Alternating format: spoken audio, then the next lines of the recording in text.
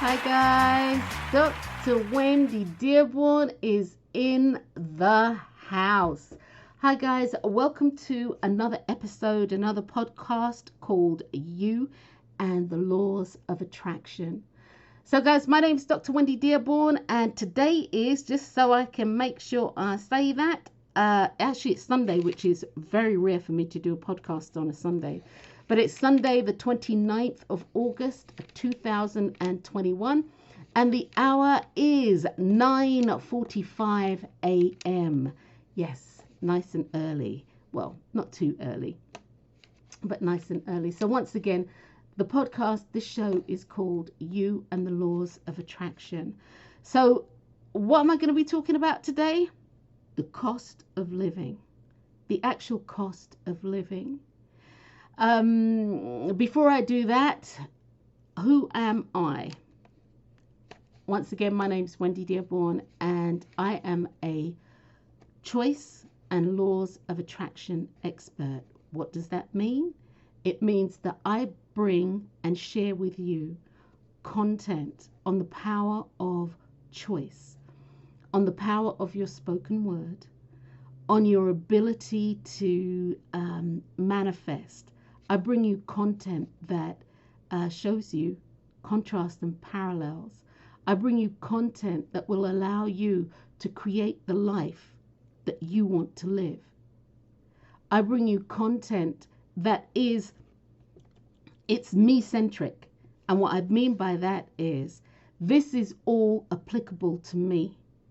So when I share with you anything that I share with you, it's important to understand that you need to take it and mold it to who you are, because we're all individuals. My experience is my experience, and this podcast isn't about people creating a cookie cutter experience of what I've had. The universal laws, especially if you listen to the show, you'll know the universal laws tell you can't do that. Only one thing can occupy a space at one time. No two things can occupy the same space at the same time. Or even if there is a space, even if that space becomes vacant, it then is a you-centric. That being said, as a choice and laws of attraction expert, I support you in establishing what it is that you are wanting in life. And that's a choice. Actually, everything that we do in life is a choice. I support you, as I said before, in finding clarity surrounding that choice. And what does that mean? You say that you want to be, doctor, lawyer, whatever it is that you want to be, computer tech, whatever it is, a nurse, a homemaker, whatever it is. I support you in finding clarity around what that actually means for you. Not necessarily the educational steps, but what that really means for you. But anyway, guys, once again, today's show is all about you, the laws of attraction, and the cost of living. The cost of living. So just a couple of things real quick. Every time you hear this, oh, that didn't work. Okay, let's do it this way. Every time you hear this, and yes, as they say in It's a Wonderful Life, an angel just got their wings. But every time you hear the bell ring, it means that I am changing subject, or bringing something new to the equation, or basically it's one of them things. And I have to listen up, pay attention. I actually feel that I am saying something that's really pertinent. And again, just so we're clear, just because I'm saying it doesn't make it so. It makes it so for me. This is about content that you can take, you slice, you dice, you hash, you take what it is that you need from it, and you mold it to your specifications, to who you are. The one thing that I would say on the heels of that is that, oh, here we go. How about this, guys? The one thing that I would say about that, or on the heels of that, is that truth is immutable. Truth is unchangeable. But truth is malleable. It will mold for you and to you. But truth will never, ever change. Very, very important. Very important. Okay, guys, so let's get to it. The cost of living. When people think about the cost of living, or when I say the cost of living, many people think about, how to make sure that their bills are paid, how to make sure that they have some of the basic necessities, and then how to get some of the luxuries that they want. They think about in terms of finance. They think in terms of inflation, and all of that is real. Like inflation is real. Okay. I don't know where you are in the world listening to this podcast, but I can tell you where I am in the United States, in the southwestern portion of the United States, that for me, I go into the grocery store and I look around and I'm like, oh, wow, this has really gone up. Okay, all right, I get it. All right, I get it. And you just see things, anyway, that being said, inflated prices are really, really real. It's real. And so the cost of living is what you actually pay, the money that you pay, the coinage that you pay so that you can live the lifestyle that you want, or at least so you can live a lifestyle where you're able to keep body and soul together. The cost of living. We are molded by psychology. Okay? We're molded psychologically to want things that, and some of them are really beneficial, but by and large we're molded to want things that we don't want, but that somebody has manufactured and needs to sell. I've spoken about this at length in other podcasts about the psychology of advertising. And the psychology of advertising is real. The psychology of advertising will make you want to go out and buy stuff that you don't really want. And most households, most people have a junk drawer, a junk closet, junk cupboards, and or all the above of things that they have purchased. And even as they purchase them, in their mind they're saying, I'm never going to use this. This is a really good idea, but I'm never going to use this. But I'm going to buy it just in case. I'm going to keep it just in case on the off chance I might use it. People's households are filled with stuff. And so when you go to that drawer the next time, when you look in the drawer the next time, realize that you have been manipulated psychologically to purchase something that you don't need. Many people live their lives that way, being psychologically manipulated. It's become a part of the cost of living. Do I think this is wrong? Yes, I do. See, in addition to the cost of living, we have come up against planned obsolescence. Planned obsolescence. And once again, I've spoken about this in previous podcasts ad nauseum. I've spoken about this. Planned obsolescence. And what planned obsolescence is, everything is manufactured with an expiration date on it, and it will expire. If you have in your home at this moment in time a printer, the ink will and only last so long. And you're like, well, that's kind of logical.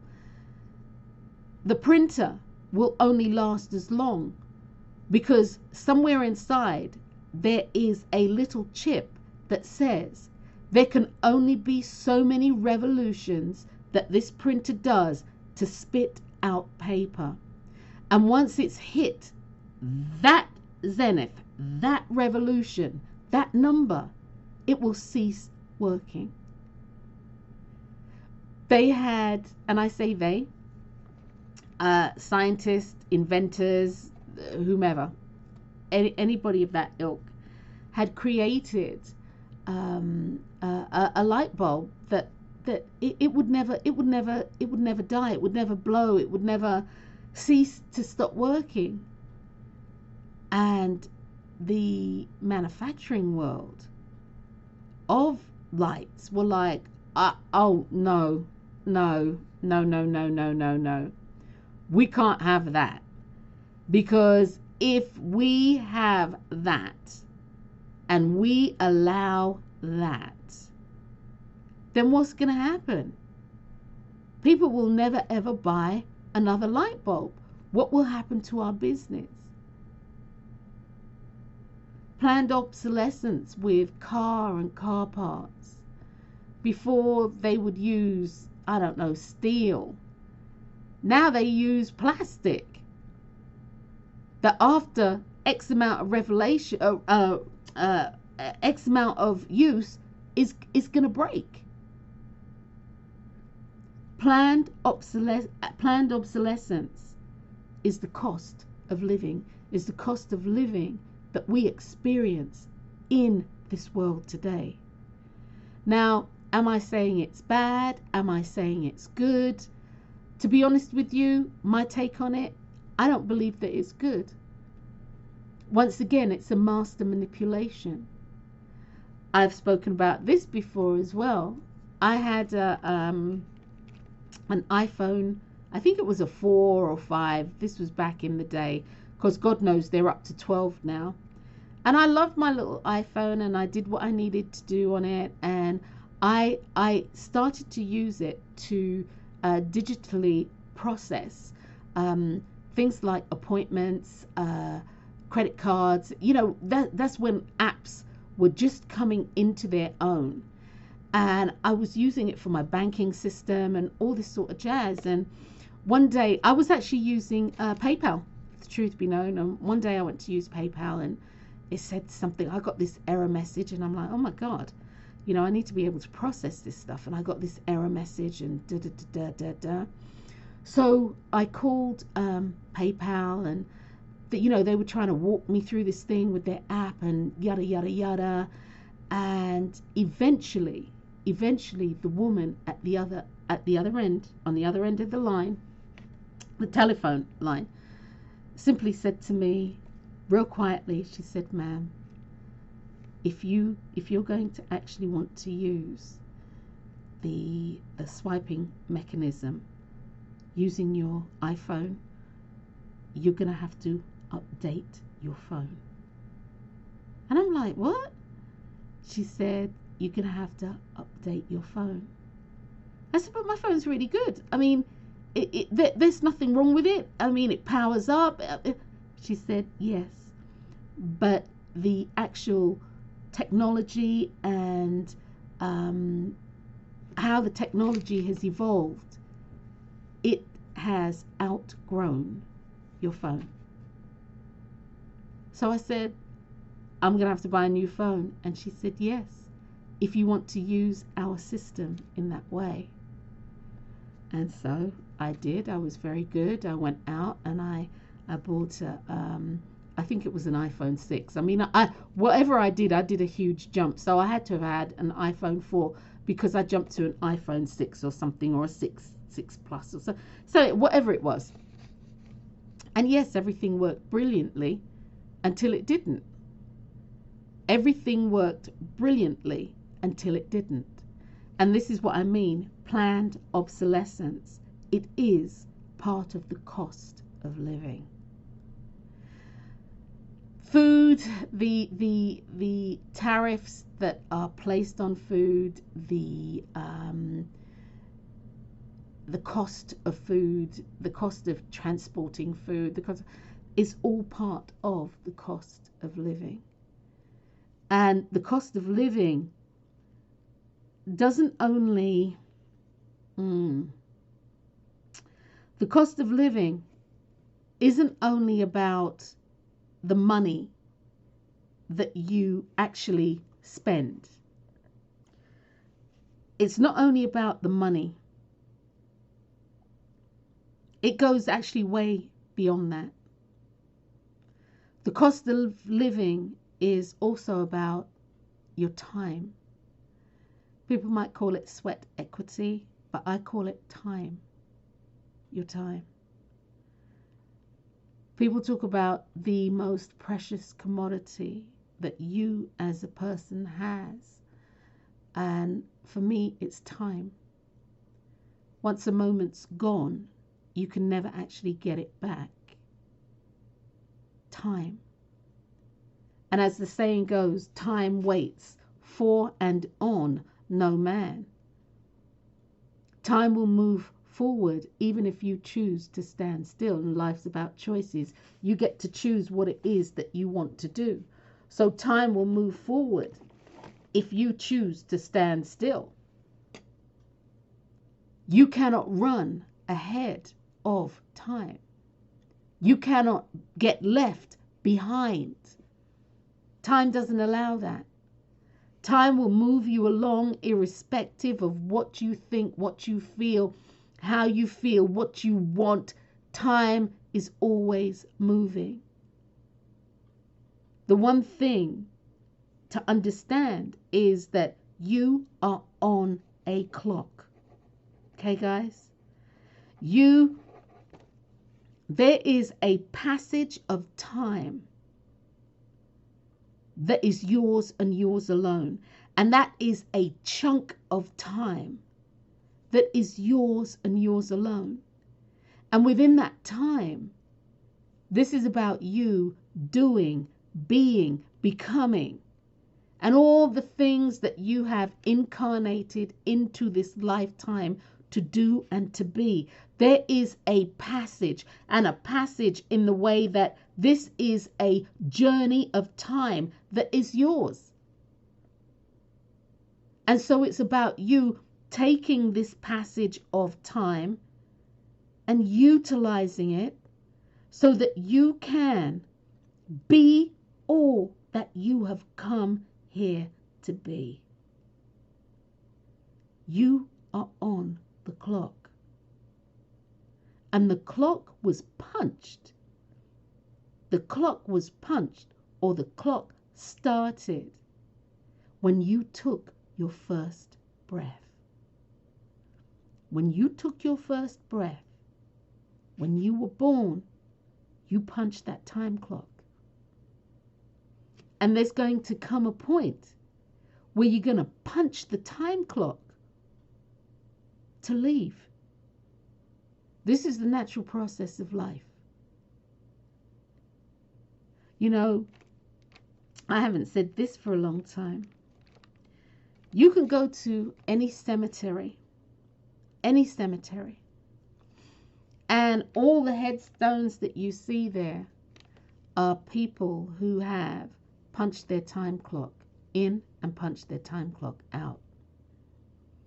You won't know their story.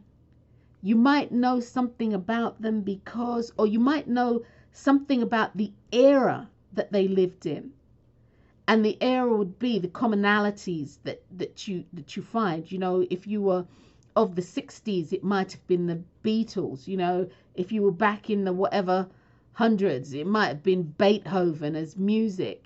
Even food, you know, the type of bread, the type of housing, the type of clothing. I mean, you might have been in the early 70s when polyester became the thing. You know, so you could tell by looking at somebody's headstone the date of birth and the date of death, you know, what was going on.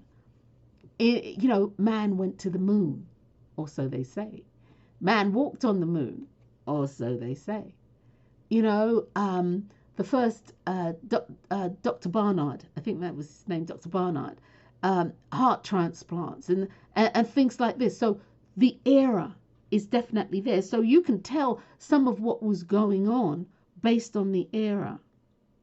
But that being said, you have so-and-so was born in 1909, you know, or 1929 or 1921 or whatever it is. And then you have the dash, and then the dash, and then the date of their death. And the date of their passing, you know, is whatever, you know, 2021 or 1999 or whatever it is. But you see, the dash, that dash for me is atomic. That dash is one of the most powerful things that gives the testament to who we are. Not the date of birth and the date of death, but that dash. Because when that stonemason takes that hammer and chisel and says, bam, and makes that dash, that is a representation of everything that you have done in this life. That's representation of your passage in life. That's a representation of your, when you clocked in, and everything that you did by the time you clocked out. That is all a part of the cost of living. Your life is about choices. You know, people have said to me, literally, people have said to me, you know, well, what about small, you know, babies who are born, and bless them, they may only live for a couple of days or something like that. What about that? The same thing applies. When you think of the knock-on effect of just that incident alone,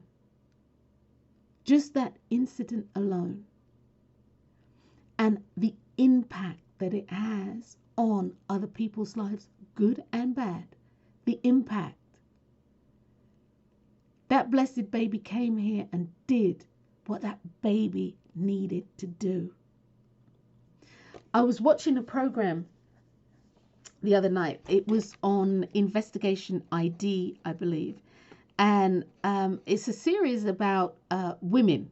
There's a profiler, there's a female profiler. She worked for the FBI, and now she does this TV series about women who have killed. And this was back in the day. I want to say it was almost like Victorian times, based on what the woman was wearing, the actual clothing. Again, see the era. You can tell things by the era of dress, what people dress in. But anyway, this woman, she met this guy, and you know, he was a businessman, suave, sophisticated. And of course, he was married, but he told this young lady that he loved her and he was going to leave his wife. I mean, they're doing the same old stuff. They're doing that same crap now today, right?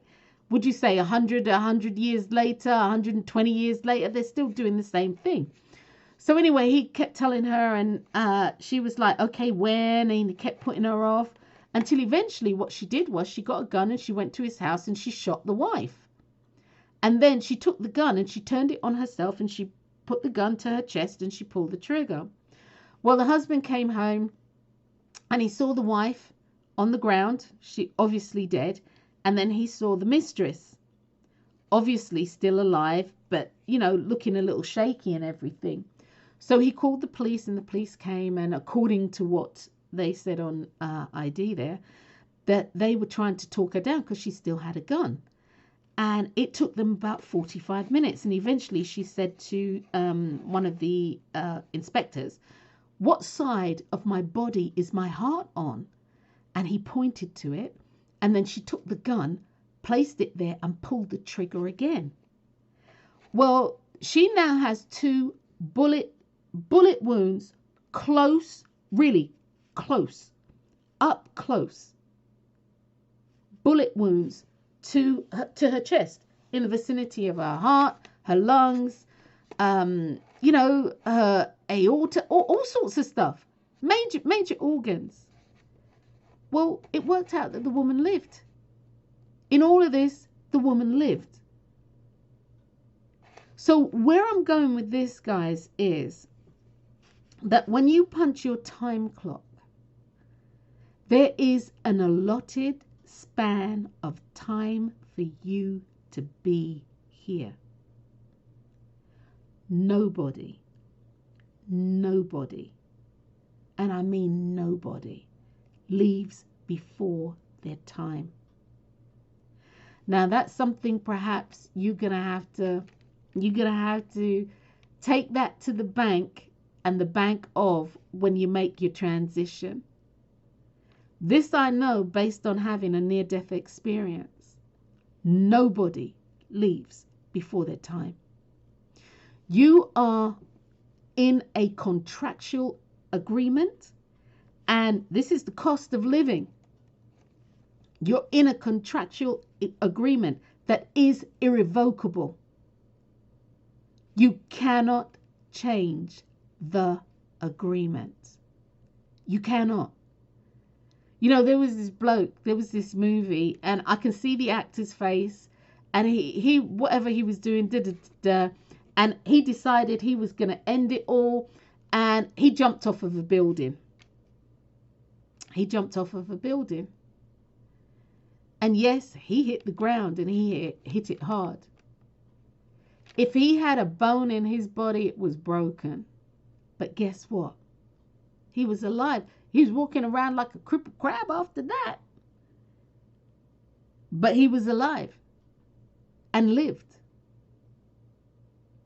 Now, people will say, well, what about, people who commit suicide, yada, yada, yada. And while I feel that it's a tragic choice, I recognize that it is a choice that people have to exercise. It is a choice that people have to exercise.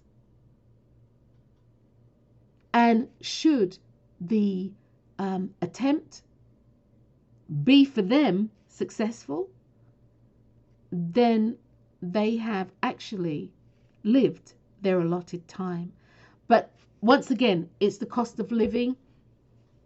And that is not a road I'm going down today. So anyway, back on track. Let me just get back on track with the cost of living here. The cost of living is broken into, I'm going to say at this juncture, because like I said, today's show, I have absolutely written nothing down. Usually I'll write down some talking points. Sometimes it will be more in depth, the talking points. Sometimes it will be bullet points, as in one word. But today I have nothing. Today I said, I'm going to go with the flow because that's what I've been told. And when I say been told, this is what my intuition indicated to me this morning when I woke up. So the cost of living broken down into 2 or 3 parts. One is the physicality of living, what we actually attribute the cost of living to be. And that is what we pay for, physically money, what we pay for the things, the things that we pay for, money, that exchange. Now, there is another cost of living, and that equates to time. And I'm writing, guys, as I talk here. That equates to time. That equates to time. And once again, you, me, all of us, you, me, all of us, the one thing that we cannot get back in this life is time. We can lose many physical things. I mean, in this day and age, if you lose a limb or part of a limb, they have prosthetics that are amazing. You know, you see people, they're running, and they're not even running in what they call the Special Olympics. They're running in the Olympics, and they have prosthetics. So there are some amazing feats of scientific inventions that have taken place. Once again, the one thing that you cannot get back is time.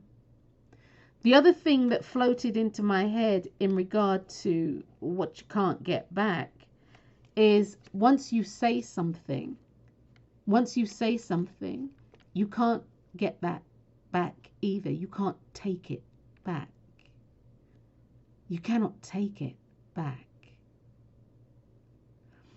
I've been married for 36 years. I've known my husband for 37 and a bit years. And in all that time that we've been together, I have never, ever cussed my husband out and told him that he's a this or that he's a that or da and all of the stuff that I see and I hear people do.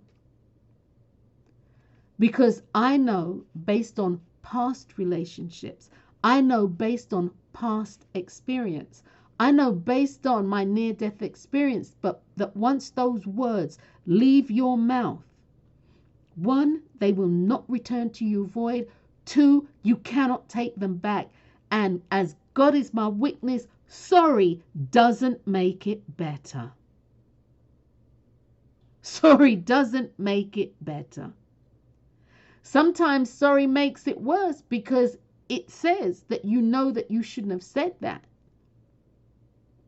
It says that I've said something about you that I actually believe, but I don't want to elaborate on that point anymore. By saying sorry, again, sorry doesn't always make it better. So while I'm on the power of your spoken word, and this is all the cost of living, while I'm on the power of your spoken word, you have the power through your spoken word to create the life that you want to live. Now, for those who are in the metaphysical arena, in the spiritual arena, in the religious arena, we understand what prayer and affirmation is. Prayer and affirmation is about using your words to speak into existence that which you say that you want. Prayer is the same thing. Most people pray, and this is my opinion, most people pray incorrectly. Most people pray incorrectly. There is an art to prayer. There is an art to praying. There's also an art to affirming, which actually is part of the prayer process. Prayer isn't about begging and beseeching.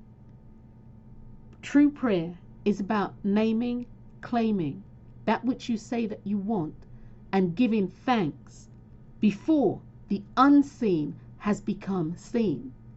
And for the metaphysicians out there, it's about affirming what you want and affirming in such a way to say that you have it already.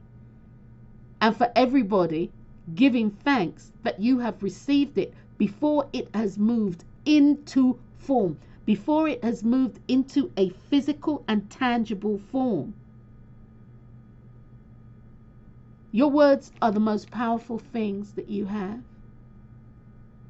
Your words can move people, places, and things, and that includes mountains. But we don't believe that. We don't believe that. And that is the cost of living. The good and the bad.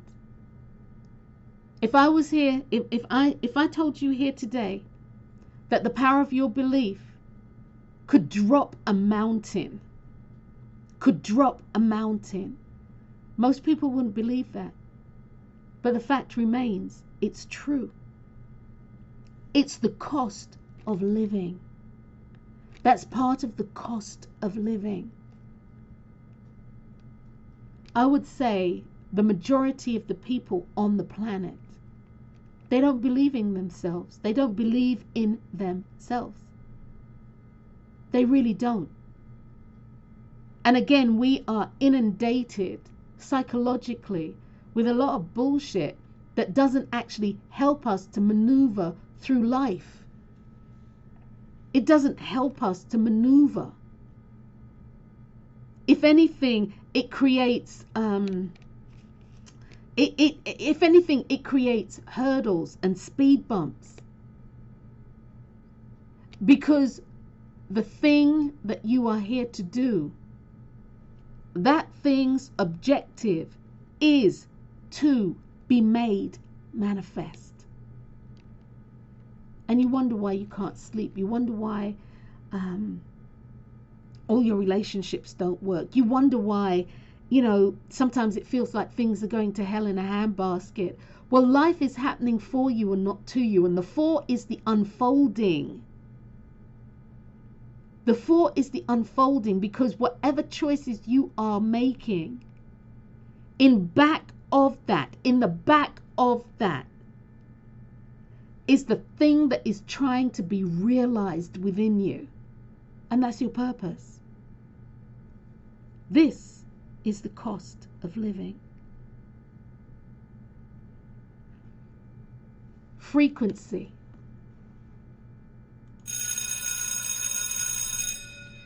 And again, guys, roll with me today. Today is just however it comes up. All right? As I said a little while ago, there are no bullet points. There are no talking points other than what is flowing into my head. Spirituality. Spirituality is also the cost of living. It's about a frequency. It's about a currency. It's about using spiritual currency to create the life that you want to live. Spiritual currency is the frequency upon which we all live. It's a vibration. It's a vibration. Life is a vibration. Life is an energetic vibration that is moving into form and out of form. And it moves into form and out of form based on the power of our word. And not only the power of our word. When I spoke about the power of our word, our spiritual currency is about our belief. Our spiritual currency is about our desire. People talk about being addicted. Addiction is a desire that is out of control. That's what that is. Addiction is a desire for something that is out of control, that's out of balance. But that being said, the spiritual currency is a vibrationary frequency that we have the ability, and we really do have the ability to and I was going to say manipulate, but that's not the right word. To mold, that's a better word. It's a spiritual frequency that we have the ability to mold through the power of our spoken word. One of the things, guys, you know that's a hot topic for me, a definite push button for me, is you need to know your role in the manifestation process. You are the what. You need to know what it is that you want. And guys, you can't have a shaky or a janky or whatever kind of what. You need to know for the best of your ability, with crystal clear clarity. And that thing that you really want, you say that you want, you can't play lip service. People say fake it till you make it. That's a load of BS.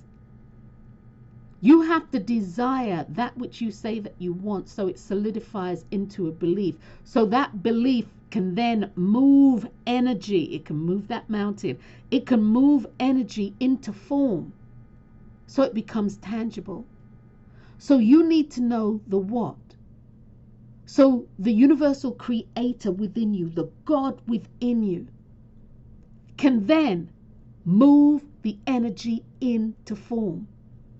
You are the what, and the universal creator, known to me as the God within, is the how. You cannot do the how, because if you could do the how, all this crap that's gone on in your life, all the good things that you have experienced in your life, all the things that you have wanted but never received, you would have had them because you know the how, but you don't know the how. Understanding your role in this game of life, understanding who you are and how you show up, is the cost of living. Spirituality. You have a spiritual DNA and a physical DNA, and the two are heavily interlinked. Your spiritual DNA is the essence of who you are. Your physical DNA manifests that essence. This is the cost of living. People allow, I'm going to do this here because I've just gone on another tangent here. Many people are in unhappy situations. Well, let's talk about jobs for that matter. Many people are in unhappy situations and they hate their jobs, but they're in their job because it gives them the physical money to pay for a cost of living so that they can keep a roof over their heads, send the kids to school, all the things that people do with money. However, that cost of living doesn't extend to the spiritual currency. The spiritual currency of the inner feeling of well-being. And yeah, does having the roof over your head give you well-being? Yes. But does it become murky and lost when you start talking about who you are spiritually and what it is that you really want to do? You know, people are here, and once again, they're working in jobs that they hate. But as somebody had said to me, and this was years ago, he said he's a Yale graduate, and you know he got a brilliant job. He's an attorney, got a brilliant job, and he said to me, Wendy, these are golden padded. I was going to say cufflinks, but what do you call the thing? I'm going to say shackles. Okay, I'm going to say shackles because that's what they were. Handcuffs. There you go. They were golden padded handcuffs. Golden, and he had a brilliant job. He got out of college earning buku money, and I mean serious money, serious. And he said they're golden padded handcuffs. And that he is shackled to this job because now he has a lifestyle that it far exceeds that which he is earning. See, his cost of living, his literal cost of living, outpaced his earning because of things like psychological, and it to me is like a psychological warfare, but the psychology of making people want to buy things, making people want to desire things that they don't want. And this is simply done, very, very simply, guys, this is done by tapping into vulnerabilities and your emotions or your emotional vulnerabilities. You know, things like if you don't have an iPhone 12, you're a loser.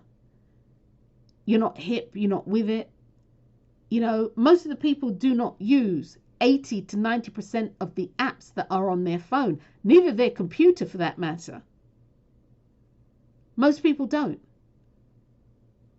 Most people, or the majority of people, and I would say especially in my age group, they use the phone to say hello, how you doing, good, send a text, perhaps check an email, and that's it. But that being said, that's a whole nother paradigm in itself. That being said, he was saying, you know, that he is in this thing. And now it's a vicious cycle. But as I said to him, the cycle is only as vicious as you believe it to be.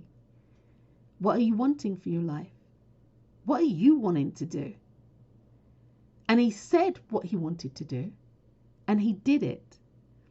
And as a result of that, many things in his life changed, including the union with his wife, that dissolved. The union with some friends, that dissolved. But what he has now far exceeds and is far greater than the golden padded handcuff or handcuffs that he had. So anyway, the cost of living, I got off topic here. I don't even know where I was going with this, but I got off topic.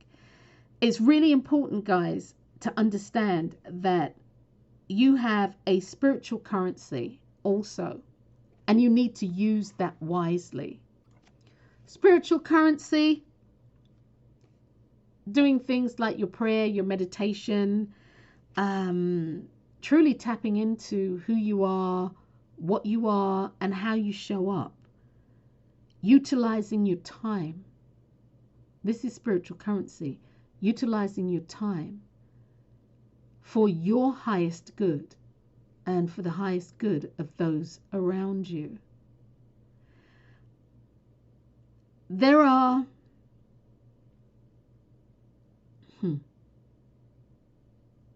I don't even know. I don't know how to do this because I actually don't want to be offensive.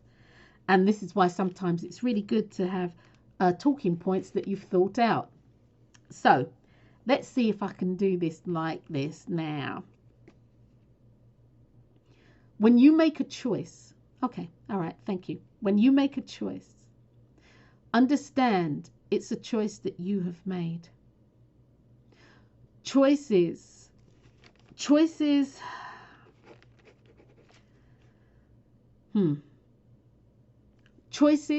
are neither good nor bad. They just are. The choice that you make is a response to something that has happened and a representation of what you think and where it is that you want to go from there. We are always making choices, guys. Even when we don't think we are always making choices. Always. And once again, choices are neither good nor bad. Now, the actual result of the choice, that too is neither good or bad. It just is. But how you choose to feel about that emotionally is a total different thing. How you emote, how you express what this means to you is a totally different thing. Your life is built one choice at a time. One choice at a time. Anything that has happened to you in life has happened because of the choices that you have made. Hear me clearly. Hear me clearly. I am not condoning your behavior. I am not condoning people's behavior against you. Anything that has been perpetrated against you and or your family. If somebody needs to be in jail, they need to be thrown in there or thrown under the jail and keys discarded. I am not condoning any action against you and your loved ones. What I'm saying is this: to be caught in any crosshairs means that a choice had to have been made. It's not about blame. And that's the thing, guys. Most people get caught up, when I say this, they're like, oh, so you're blaming me. You're blaming me for when I used to talk with the women at a shelter for abused women, kids and pets. When I used to talk, and I would say this, and it's a cold, hard truth, but it's a truth. And people would be upset. So you're blaming me and saying it's my fault that my husband was beating me. No, I'm not blaming you. Are you blaming you? What I'm saying is that life is about choices. What is it that you can choose to do for self so that that doesn't happen to you? Life is about choices. It's not about blaming. And I've done several shows on that whole blame game thing. When you when you play the blame game, you make yourself a victim of your circumstance. When you stop playing the blame game, you become the victor over your circumstance. And then you can give thanks and praise for it, and you can stand on it, and you can then move on. You can then move on with your life. Blaming, shaming, and all those sort of things, being a martyr to the choices that you have made, it just holds you in bondage. But even though it's holding you in bondage, time is still moving on. See, the cost of you living is truly about what you choose to do. The cost of you living is about the choices that you make. That's the spiritual currency that you use. Choice. Choice is the spiritual currency that you have to dictate how you live. Are you prepared for the cost of living? No, guys, are you really prepared to pay the cost for living? You see, the choices that you make dictate the life that you live. Are you prepared for the cost of living? Change your choices. You can't control your emotions. And I was saying this recently. You can't control your emotions. They emote. You emote. Up it comes. They are flags. They are telling you how you feel in this moment in time. But how you feel in this moment in time changes from moment to moment. And I say this frequently. What had you rolling on the floor, laughing, peeing your pants, will have you seeking vengeance for the rest of your life tomorrow. So today you laugh, tomorrow you're in vengeance mode. And what had you hurt and crying today will have you laughing for the rest of your life, starting tomorrow. Emotions just emote, and they're fleeting, they're mercurial, they change. Emotions will let you know what you're feeling. And then your feelings will solidify into a desire that then becomes a belief. You see, without desire and belief, you can't manifest. That's a whole nother thing in itself. But without desire and belief, you can't manifest. However, many people live based on their feelings and their emotions, when in reality, they need to be living on their desires and their beliefs. They are four totally different things. Powerful, yes, because they denote the cost of living. So once again, your emotions tell you where you are in this moment. Your feelings are a buffer between you and your beliefs, or you and your desires and beliefs. The ultimate thing is you need to believe. That is the cost of the cost of living. Your belief is your cost of living. Because based on your belief, that which you believe is the thing that you shall receive. So guys, if you are wanting something different in your life, if you are wanting things to truly be the way that you want them to be, you need to look at how you are doing your cost of living. Where are you living from? Where are you living from? And so, as I said, guys, for me, today this was literally on the fly. Literally. I actually haven't done this for a long time. No talking points, just rolling through it. Life is a glorious, wonderful thing. Yes, we have our ups and downs. Yes, it is. It can be tumultuous. Yes, it can be all sorts of things, guys. But at the end of the day, it's your life.